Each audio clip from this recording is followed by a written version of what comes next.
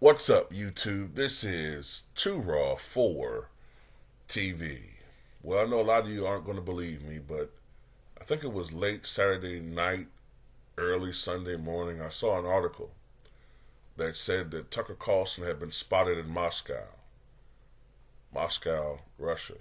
And the first thing that popped in my mind, one of the first things that popped in my mind, other than what the hell is he doing in Moscow, is I said, I think that he's arranged an interview with Vladimir Putin.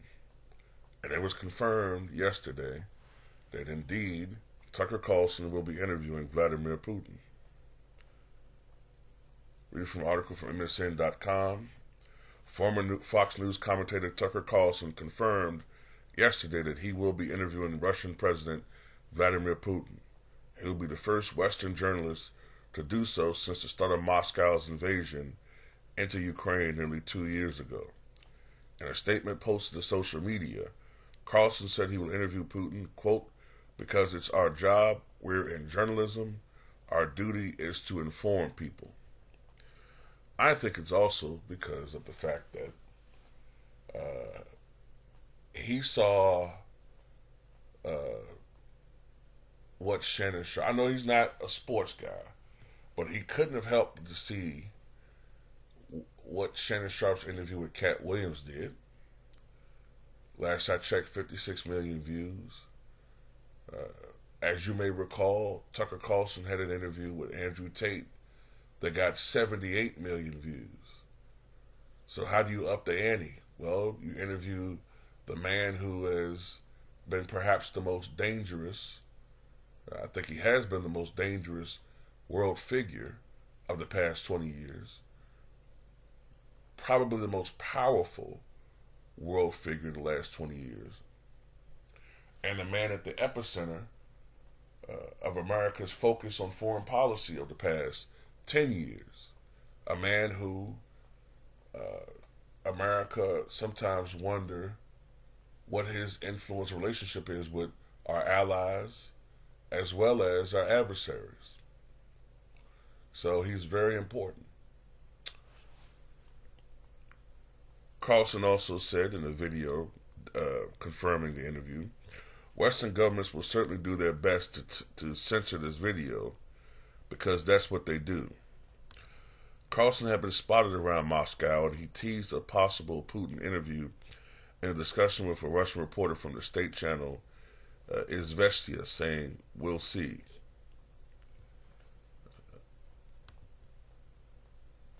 Telegram channel MASH first report. I'm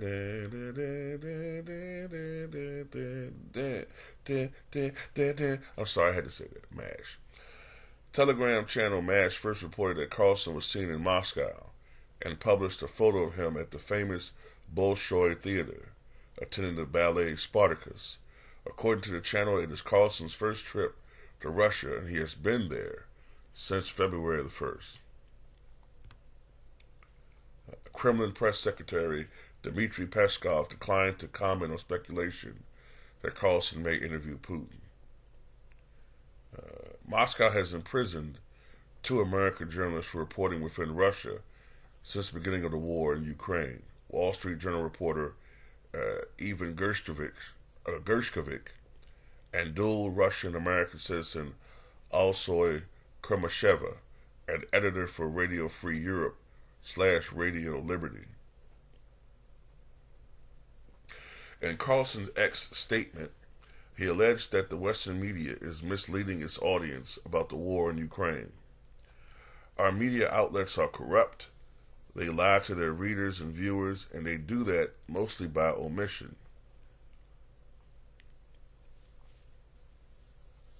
Carlson is a known figure on Russian state television and has a history of praising Putin while speaking critically of Ukrainian President Vladimir Zelensky.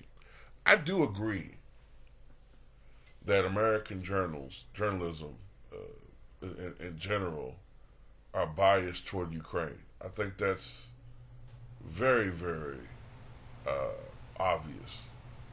Very obvious.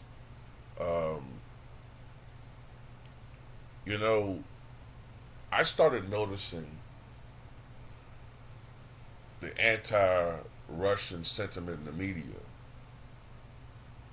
when Trump became president, because of Trump's closeness to the Russian government, for whatever reason, business reasons, whatever. I started noticing then there was an anti-Russian trend going on in American and also Western media. And it's strange because the Soviet Union was our sworn enemy from the end of World War II and the dawn of the Cold War in the late 40s, early 50s, all the way through the collapse of the Soviet Union in 1991. Then Boris Yeltsin took control of the government, the now Russian Federation, over Mikhail Gorbachev, the last communist leader. And Russia was our ally. Russia was always our ally in the 90s. And we sent them money to try to sustain the democracy there, sustain the government. We backed them. We were probably their strongest ally for many years. And then when Putin took over, Putin did have some imperialist tendencies. But throughout the 2000s, we were still relatively friendly to Russia, the Bush administration, and even the Obama administration, even though Obama was a little bit cooler with Russia. But sometime in the mid-2010s, it changed. It changed.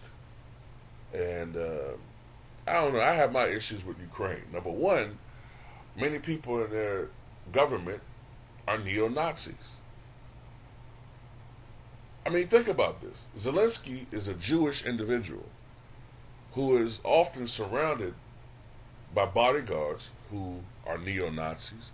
He has neo-Nazis in the government. I'm also not understanding why Ukraine has this endless cash supply that we keep giving them. You know, I do think they also omit the fact that the Bidens have had many unethical business dealings with the Ukraine in general. How do we know that they don't have evidence on Hunter Biden or even Joe Biden, and they're blackmailing the United States or the Biden administration in particular to continue to give them money? How do we not know that? They say, "Oh, that's outlandish." How do we know that? That's plausible. Every fucking 3 months they come in here. Every 2 to 3 months for a while, this motherfucker was hitting up Washington for more money. So it is what it is. You know, this interview is going to be big. I think this interview perhaps will exceed 80 million viewers. Perhaps. And we'll see. But tell me what you guys think.